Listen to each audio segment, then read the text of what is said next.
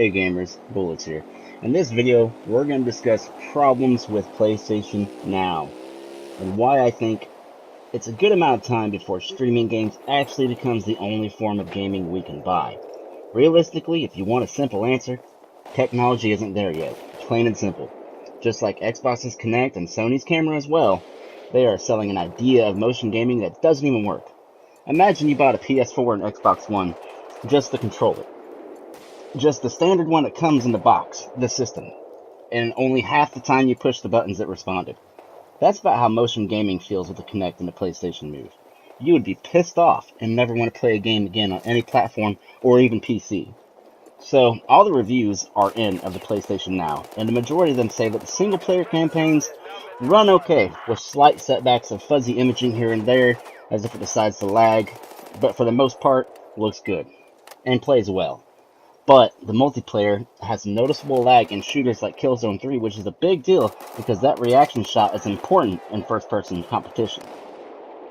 This is still in beta, so that could be fixed before long, but I highly doubt it. Another issue with Killzone is the way the buttons are laid out. With the PS3 controllers, the R1 and L1 buttons were comfortable to use as your zoom and fire buttons. But on the PS4, the controller is designed so the triggers feel better for zoom and fire. The issue with that is you can't flip the buttons from firing the top and bottoms like most first-person shooter games, making the R1 and L1 the top buttons. Instead, makes it a little bit more uncomfortable to play with the PS4. Now let's get to the pricing. That has been a huge issue since day one. Being that it's in beta, don't you think they would allow you to use the service for free to get it tested properly, first of all? I'm assuming a lot of games aren't getting tested as much as they should because people aren't willing to pay for them, especially if they already own or have played them on their PS3 systems, period. Now, what do you get for your money? In some cases it's good, in others not so much. The pricing for Killzone 3, for instance, is only $14.99 for 90 days, down to 7 days for $6.99, and most casual gamers can beat the game in that amount of time and probably be done with it, all the way down to $2.99 for 4 hours. This seems kinda fair, as most people will be done with the game in 90 days anyway.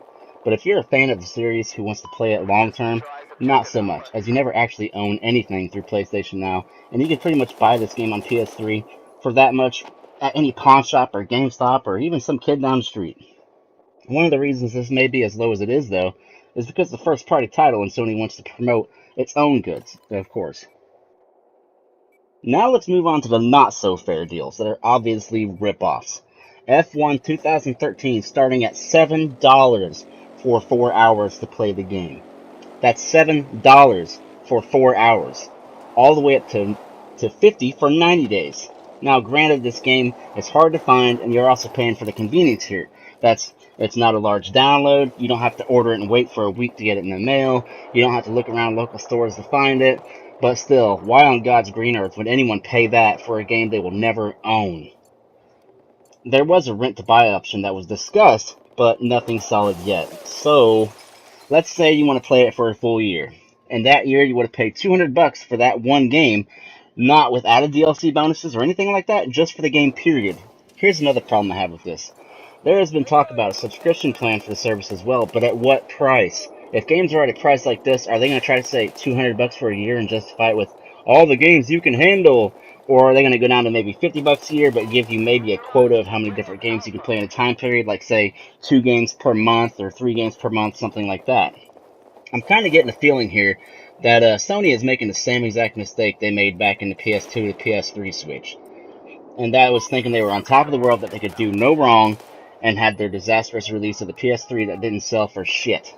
They waited a year after Xbox's release for the finished product, which is good, because they wanted to hammer out all the details and whatnot, but they thought, oh, it's okay, well, we're at Sony, PlayStation 2 is the best platform worldwide, or was, so once this PS3 gets out, we can charge this amount and people will buy it like hotcakes anyway. Not so much. Granted, Blu-ray technology was godly expensive back then, but that doesn't change the fact that gamers don't want to spend a fortune to game. Maybe if you release the PS3 with a regular disc drive and just use more disc for the games, and then release a later version of it that utilized the Blu-ray, that would have helped, but it's a little late to say for now, or no one will ever know. Anyway, however, since the PlayStation 4 release, Sony is once again on top of the world and on a high horse, and I feel this right here shows it. They turned down EA's offer, which I thought was pretty fair actually. EA's pricing sounds awesome. They're offering $30 a year for a service like they are offering to play nothing but EA games.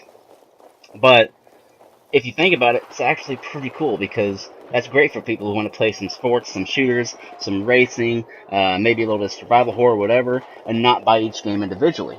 Sony turned us down, saying they didn't feel like it brought value to the PlayStation customers. What they really meant is that it's in competition with their own service they're trying to develop, and that you're too stupid to decide for yourself whether you want EA service or not.